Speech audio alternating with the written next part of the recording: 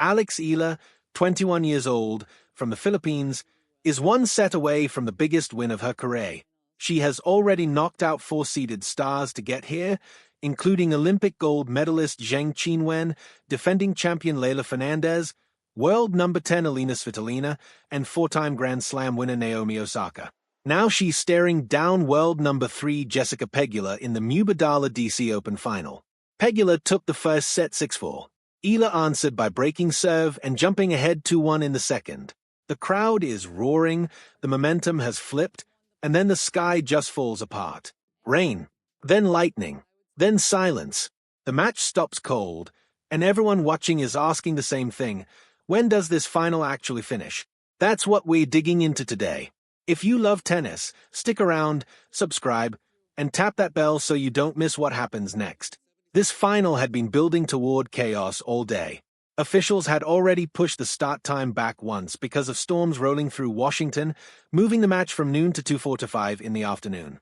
When Pegula and Eala finally walked onto stadium court, it felt like the weather might actually cooperate. It didn't. Pegula came out sharp, breaking Eala's serve at a key moment and closing out the first set 6-4. Her composure showed why she's ranked third in the world and already owns 11 WTA titles. But Eala wasn't rattled. She broke right back to open the second set, then held twice more without ever facing a break point herself. For a wild card ranked 28th in the world, that kind of poise against a former Wimbledon runner-up says everything about how far she's come this week. Then, just as Eala pulled ahead 2-1, the rain returned. And this time it brought lightning close enough that officials had no choice. Play stopped at stadium court, and both players were sent off, leaving the match frozen at the worst possible moment for fans, but arguably the best possible moment for Eala, since she had all the momentum. Tournament chairman Mark Ein, who has run the event since 2019 and is also part of the ownership group behind the Washington Commanders, made it clear that safety came first, full stop. His team kept fans updated through social media in real time, first saying play wouldn't resume before 5, then pushing it to 5:30, then later to 6, as lightning kept lingering near the grounds. Ticket holders were told they could leave and come back once the gates reopened. It was less a delay and more a slow-motion waiting game, stretching on for hours as court crews tried repeatedly to dry the surface, only for another wave of rain to undo their work. Eventually, organizers made the call nobody wanted. After more than 5 hours of stopping and restarting, the match was officially suspended for the night. Pegula leads 6-4, 1-2, and the two finalists will return to stadium court at noon to finish what they started. Now here's why that delay matters so much for Eala specifically. She had played 5 matches in 6 days just to reach this final, grinding through a brutal draw with almost no rest between rounds. That short-term breather from the rain might actually help her legs and her focus heading into the resumption. Pegula, meanwhile, has her own marathon behind her. She fought back from being down 5-2 in the first set of her semifinal against Diana Schneider, just to get here. So this isn't just weather interrupting a match. It's two exhausted competitors being handed an unexpected overnight reset, and how they each use that time could decide the title. Eala has talked before about how she handles pressure like this. After beating Osaka in the semifinal, she said there's always a chance to win and always a chance to lose, so she just focuses on what she can control and gives everything she has. That mindset is exactly what a rain delay demands. You can't control the sky. You can only stay ready. Pegula, for her part, has been here before.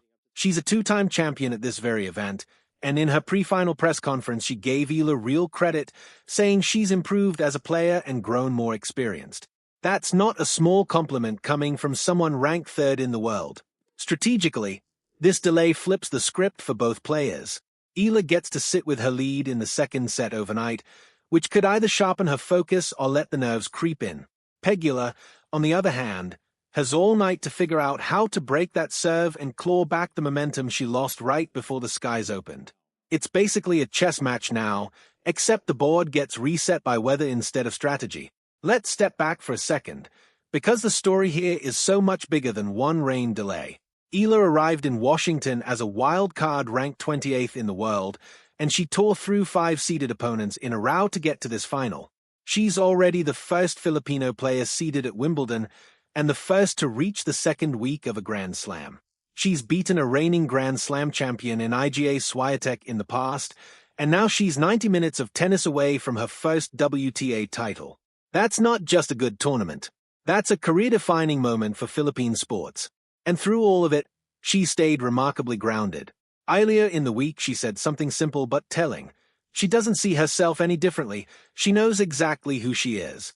That humility is a big part of why fans back home have rallied around her so hard. She's not just playing for a trophy. She's carrying an entire country's hopes onto that court every time she walks out. So the rain delay isn't really the story. It's just the pause button on a story that was already writing itself into history. When the players step back onto stadium court to finish this final, one of them walks away a champion. And for Eala, even reaching this point has already rewritten what Filipino tennis can look like. We'll be tracking every point when the match resumes, so make sure you're subscribed and that notification bell is on, because you do not want to miss how this one ends.